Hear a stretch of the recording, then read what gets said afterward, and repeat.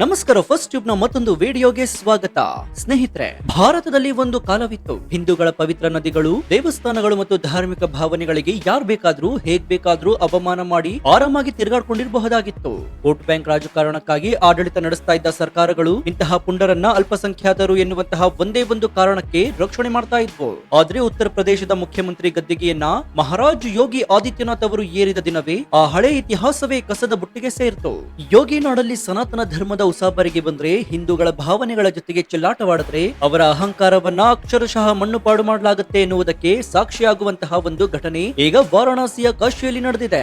ಕೋಟಿ ಕೋಟಿ ಹಿಂದೂಗಳು ಪೂಜಿಸುವ ಪವಿತ್ರ ಗಂಗಾ ನದಿಯ ಮಧ್ಯದಲ್ಲಿ ದೋಣಿಯ ಮೇಲೆ ಕುಳಿತು ಇಫ್ತಾರ್ ಪಾರ್ಟಿ ಮಾಡಿ ಚಿಕನ್ ಬಿರಿಯಾನಿ ತಿಂದು ಆ ಮೂಳೆಗಳನ್ನ ಗಂಗೆಯ ಒಡಲಿಗೆ ಎಸೆದಂತಹ 14 ಜನ ಮುಸ್ಲಿಂ ಯುವಕರಿಗೆ ಈಗ ಯೋಗಿ ಪೊಲೀಸರು ಮತ್ತು ಕಾನೂನು ಅಕ್ಷರಶಃ ನರಕ ದರ್ಶನ ಮಾಡಿಸಿದೆ. ಇವರು ಬಾಲ ಬಿಚ್ಚಿದೆ ತಡ ಕೇವಲ 24 ಗಂಟೆಯೊಳಗೆ ಈ 14 ಜನರನ್ನ ಹೆಡಿಮುರಿ ಕಟ್ಟಿ ಜೈಲಿಗಟ್ಟಲಾಗಿದೆ. ಇದಷ್ಟೇ ಅಲ್ಲ, ಈಗ ಕೋರ್ಟ್ ಇವರಿಗೆ ಜಾಮೀನು ಕೊಡಲು ಕೂಡ ಕಡ್ಡಿ ಮುರಿದಂತೆ ನಿರಾಕರಿಸಿದೆ. ಅಷ್ಟಕ್ಕೂ ಆ ದೋಣಿಯಲ್ಲಿ ಅಂದು ನಡೆದಂತಹ ಆ ದುರಹಂಕಾರದ ಘಟನೆ ಏನು? ಬಡ ದೋಣಿವಾಲನಿಗೆ ಇವರು ಕೊಟ್ಟ ಬೆದರಿಕೆಯಂತಹದ್ದು. ಯೋಗಿ ನಾಡಲ್ಲಿ ಮುಸ್ಲಿಮರ ಪರಿಸ್ಥಿತಿ ಹೇಗಿದೆ? ಕಾನೂನು ಕೈಗೆತ್ತಿಕೊಂಡು ಅಥವಾ ಧಾರ್ಮಿಕ ಭಾವನೆಗಳಿಗೆ ಧಕ್ಕೆ ತಂದು ಅಲ್ಲಿ ಯಾರಾದ್ರೂ ಬಾಲ ಬಿಚ್ಚಿದ್ರೆ ಯೋಗಿ ಸರ್ಕಾರ ನೀಡುವ ಶಾಕ್ ಟ್ರೀಟ್ಮೆಂಟ್ ಆದ್ರೂ ಎಂತಹದ್ದು? ಬನ್ನಿ ಇವತ್ತಿನ ಈ ಡೀಟೇಲ್ಡ್ ವಿಡಿಯೋದಲ್ಲಿ ಕಾಶಿಯಲ್ಲಿ ನಡೆದಂತಹ ಈ ಘಟನೆ ಮತ್ತು ಯೋಗಿ ಆದಿತ್ಯನಾಥ್ ಅವರ ಬುಲ್ಡೋಸರ್ ಆಡಳಿತದ ಪ್ರತಿಯೊಂದು ಎಳೆಯನ್ನ ಬಿಚ್ಚಿಡೋಣ. ಈ ಮಾಹಿತಿಯನ್ನ ಪ್ರತಿಯೊಬ್ಬ ಹಿಂದೂ ಕೂಡ ತಿಳಿದುಕೊಳ್ಳಲೇಬೇಕು. ಹೀಗಾಗಿ ಈ ವಿಡಿಯೋವನ್ನ ಎಲ್ಲೂ ಸ್ಕಿಪ್ ಮಾಡದೆ ಕೊನೆವರೆಗೂ ನೋಡಿ. ಸೊ ವಿಡಿಯೋವನ್ನ ಶುರು ಮಾಡೋಣ. ಆದ್ರೆ ಅದಕ್ಕೂ ಮುನ್ನ, ಗಂಗೆಯನ್ನ ಅಪವಿತ್ರಗೊಳಿಸಿದಂತಹ ಈ ಅನ್ಯ ಕೋಮ್ಯರಿಗೆ ಯೋಗಿ ಸರ್ಕಾರ ಕಠಿಣವಾದಂತಹ ಶಿಕ್ಷೆಯನ್ನ ವಿಧಿಸಬೇಕು ಅಂತ ನಿಮ್ಗನ್ಸಿದ್ರೆ ಎಸ್ ಅಂತ ಕಮೆಂಟ್ ಮಾಡಿ ಹಾಗೂ ವಿಡಿಯೋಗೆ ಲೈಕ್ ಕೊಡಿ. ಸ್ನೇಹಿತರೆ, ಕಾಶಿ ಅಥವಾ ವಾರಾಣಸಿ ಅಂದ್ರೆ ಅದು ಶಿವನ ನೆಲೆಬೀಡು. ದೇಶ ವಿದೇಶಗಳಿಂದ ಪ್ರತಿನಿತ್ಯ ಲಕ್ಷಾಂತರ ಭಕ್ತರು ಬಂದು ಅತ್ಯಂತ ಭಕ್ತಿ ಭಾವದಿಂದ ಗಂಗಾ ನದಿಯಲ್ಲಿ ಪುಣ್ಯ ಸ್ನಾನ ಮಾಡ್ತಾರೆ. ಆ ನದಿಯ ನೀರನ್ನ ತೀರ್ಥವೆಂದು ಭಾವಿಸಿ ತಲೆಗೆ ಪ್ರೋಕ್ಷಣೆ ಮಾಡ್ಕೊಳ್ತಾರೆ. ಆದ್ರೆ ರಂಜಾನ್ ತಿಂಗಳ ಉಪವಾಸದ ಹೆಸರಿನಲ್ಲಿ 14 ಜನ ಮುಸ್ಲಿಂ ಯುವಕರು ಈ ಪವಿತ್ರ ಗಂಗೆಯನ್ನ ತಮ್ಮ ಮೋಜು ಮಸ್ತಿಯ ಅಡ್ಡೆಯನ್ನಾಗಿ ಮಾಡಿಕೊಳ್ಳಲು ನಿರ್ಧರಿಸಿದ್ರು.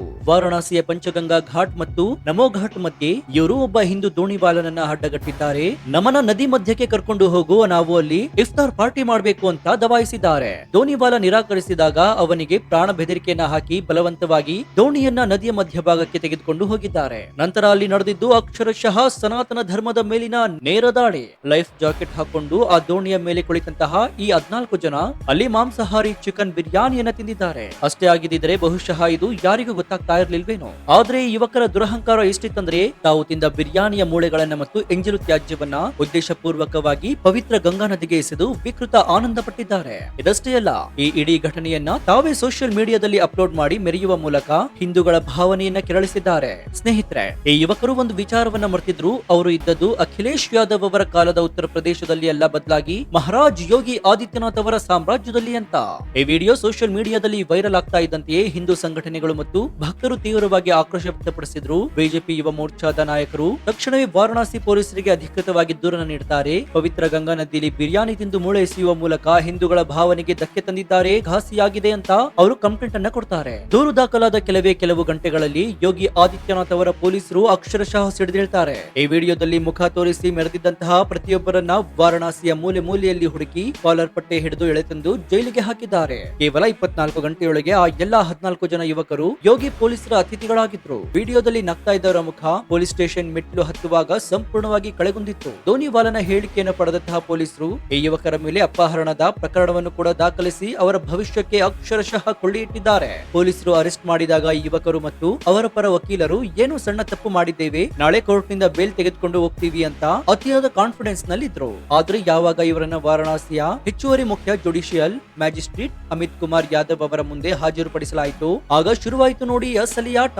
ನ್ಯಾಯಾಲಯದಲ್ಲಿ ಪ್ರಾಸಿಕ್ಯೂಟರ್ ಪರ ವಕೀಲ ಶಶಾಂಕ್ ಶೇಖರ್ ತ್ರಿಪಾಠಿ ಅವರು, ಇವರು ಮಾಡಿದ್ದು ಸಣ್ಣ ತಪ್ಪಲ್ಲ, ಕೋಟಿ ಕೋಟಿ ಹಿಂದೂಗಳ ನಂಬಿಕೆಯನ್ನ ಪವಿತ್ರ ಸ್ಥಳವನ್ನ ಅಪವಿತ್ರಗೊಳಿಸಿದ ಗಂಭೀರ ಅಪರಾಧ, ಜೊತೆಗೆ ದೋಣಿವಾಲನನ್ನ ಬೆದರಿಸಿ ಕರೆದೊಯ್ದಿದ್ದಾರೆ ಅಂತ ಬಲವಾದ ವಾದವನ್ನ ಮಂಡಿಸಿದ್ರು.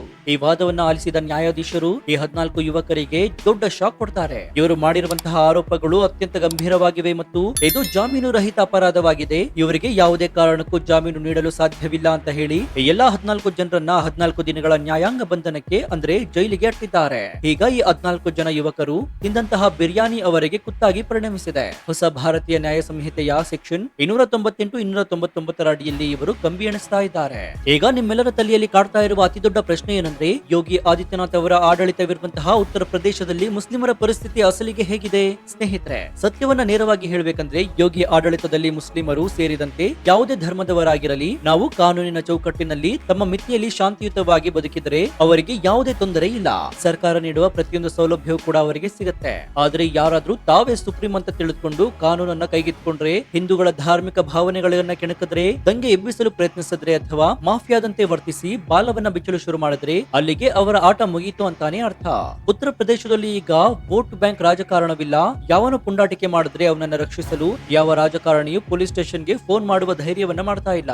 ಬಾಲ ಬಿಚ್ಚಿದವರ ಅಕ್ರಮ ಆಸ್ತಿಗಳ ಮೇಲೆ ಮುಲಾಜಿಲ್ಲದೆ ಯೋಗಿಯವರ ಬುಲ್ಡೋಸರ್ ಧ್ವಂಸ ಮಾಡ್ಬಿಡತ್ತೆ. ಕಾನೂನು ಸುವ್ಯವಸ್ಥೆಯನ್ನು ಕದರುವವರನ್ನ ಮಟ್ಟ ಹಾಕಲು ಅಲ್ಲಿನ ಪೊಲೀಸರಿಗೆ ಸಂಪೂರ್ಣ ಸ್ವಾತಂತ್ರ್ಯ ನೀಡಲಾಗಿದೆ. ಈ ಹಿಂದೆ ಶುಕ್ರವಾರದ ನಮಾಜ್ ನೆಪದಲ್ಲಿ ರಸ್ತೆಗಳನ್ನ ಬಂದ್ ಮಾಡ್ತಾ ಇದ್ದ, ಲೌಡ್ ಸ್ಪೀಕರ್ ಗಳಲ್ಲಿ ಕಿರುಚಾಡ್ತಾ ಇದ್ದ ವ್ಯವಸ್ಥೆಯನ್ನ ಯೋಗಿ ಆದಿತ್ಯನಾಥ್ ಅವರು ಕೇವಲ ಒಂದೇ ಒಂದು ಆರ್ಡರ್ ಮೂಲಕ ಸರಿಪಡಿಸಿದ್ದಾರೆ ಎಂದು ಯುಪಿಯಲ್ಲಿ ಎಲ್ಲರೂ ಕೂಡ ಕಾನೂನಿನ ಮುಂದೆ ಸಮಾನರಾಗಿದ್ದಾರೆ. ಪವಿತ್ರ ಗಂಗೆಯನ್ನ ಪವಿತ್ರಗೊಳಿಸಿದರೆ ಕೇವಲ 24 ಗಂಟೆಗಳಲ್ಲಿ ಜೈಲು ಪಾಲು ಗ್ಯಾರಂಟಿ ಎನ್ನುವ ಸ್ಪಷ್ಟ ಸಂದೇಶವನ್ನ ಈ ಪ್ರಕರಣ ಇಡೀ ದೇಶಕ್ಕೆ ರವಾನೆ ಮಾಡಿದೆ. ಇನ್ಮುಂದೆ ಯುಪಿಯಲ್ಲಿ ಯಾರೇ ಆಗಿರ್ಲಿ ಧಾರ್ಮಿಕ ಭಾವನೆಗಳ ಜೊತೆಗೆ ಚೆಲ್ಲಾಟವಾಡುವ ಮುನ್ನ 100 ಬಾರಿ ಯೋಚನೆ ಮಾಡಬೇಕಾಗತ್ತೆ. ಸೊ ಒಟ್ಟಾರೆಯಾಗಿ ಹೇಳೋದಾದ್ರೆ, ಯೋಗಿ ಆದಿತ್ಯನಾಥ್ ಅವರ ಆಡಳಿತದ ಶೈಲಿಯನ್ನ ಎಡಪಂಥೀಯರು ಎಷ್ಟೇ ಟೀಕೆ ಮಾಡಲಿ, ಆದ್ರೆ ಬಹುಸಂಖ್ಯಾತ ಹಿಂದೂಗಳ ಧಾರ್ಮಿಕ ನಂಬಿಕೆಗಳನ್ನ ರಕ್ಷಿಸುವಲ್ಲಿ ಮತ್ತು ಕಾನೂನು ಸುವ್ಯವಸ್ಥೆಯನ್ನು ಕಾಪಾಡುವಲ್ಲಿ ಯೋಗಿ ಮಾಡೆಲ್ ಇಂದು ದೇಶಕ್ಕೆ ಮಾದರಿಯಾಗಿದೆ. ತಪ್ಪು ಮಾಡಿದವರಿಗೆ ತಕ್ಷಣವೇ ಶಿಕ್ಷೆಯಾಗಬೇಕು ಎನ್ನುವ ಭಯವಿದ್ದಾಗ ಮಾತ್ರ ಸಮಾಜದಲ್ಲಿ ಶಾಂತಿ ನೆಲೆಸಲು ಸಾಧ್ಯ.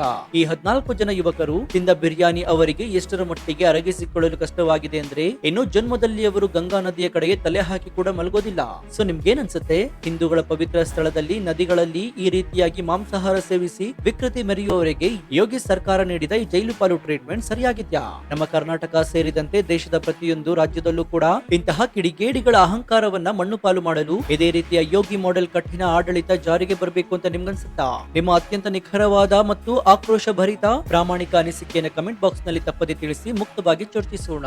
ಭಾರತದ ಆಂತರಿಕ ಭದ್ರತೆ ಮತ್ತು ಯೋಗಿ ಆದಿತ್ಯನಾಥ್ ಅವರ ಈ ದಿಟ್ಟ ಆಡಳಿತದ ಕಂಪ್ಲೀಟ್ ರಿಪೋರ್ಟ್ ಪ್ರತಿಯೊಬ್ಬ ಭಾರತೀಯನಿಗೂ ತಲುಪುವಂತೆ ಈ ವಿಡಿಯೋವನ್ನ ನಿಮ್ಮ ವಾಟ್ಸ್ಆಪ್, ಫೇಸ್ಬುಕ್ ಗ್ರೂಪ್ ಗಳಲ್ಲಿ ಮರೆಯದೆ ಶೇರ್ ಮಾಡಿ. ಇದೇ ರೀತಿ ಜಾಗತಿಕ ರಾಜಕಾರಣ, ಆಂತರಿಕ ಭದ್ರತೆ ಮತ್ತು ಖಡಕ್ ಆಡಳಿತದ ನಿಷ್ಪಕ್ಷಪಾತ, ತ್ವರಿತ ಮತ್ತು ಅತ್ಯಂತ ಡೀಟೇಲ್ಡ್ ಆಗಿರುವಂತಹ ರಿಪೋರ್ಟ್ ಗಳಿಗಾಗಿ ನಮ್ಮ ಫಸ್ಟ್ ಟ್ಯೂಬ್ ಯೂಟ್ಯೂಬ್ ಚಾನೆಲ್ ಅನ್ನು ಸಬ್ಸ್ಕ್ರೈಬ್ ಮಾಡಿಕೊಂಡು ಪಕ್ಕದಲ್ಲಿರುವಂತಹ ಬೆಲ್ ಐಕಾನ್ ಅನ್ನು ಪ್ರೆಸ್ ಮಾಡಿ. ಇದರಿಂದ ನಾವು ಹಾಕುವ ಹೊಸ ವಿಡಿಯೋಗಳ ನೋಟಿಫಿಕೇಶನ್ ಮೊದಲು ನಿಮಗೆ ಸಿಗುತ್ತೆ. ಮತ್ತೊಂದು ರೋಚಕ ವಿಡಿಯೋದೊಂದಿಗೆ ನಿಮ್ಮನ್ನ ಭೇಟಿ ಆಗ್ತೀನಿ. ಅಲ್ಲಿಯವರೆಗೂ ಎಚ್ಚರದಿಂದ ಇರಿ. ದೇಶ ವಿದೇಶ ಆಗು ಹೋಗುಗಳನ್ನ ಗಮನಿಸ್ತಾ ಇರಿ. ಇದಾಗಿತ್ತು ಈ ಕ್ಷಣದ ವಿಶೇಷ. ನೋಡ್ತಾ ಇರಿ ಫಸ್ಟ್ ಟ್ಯೂಬ್ ಕನ್ನಡ. ಧನ್ಯವಾದ.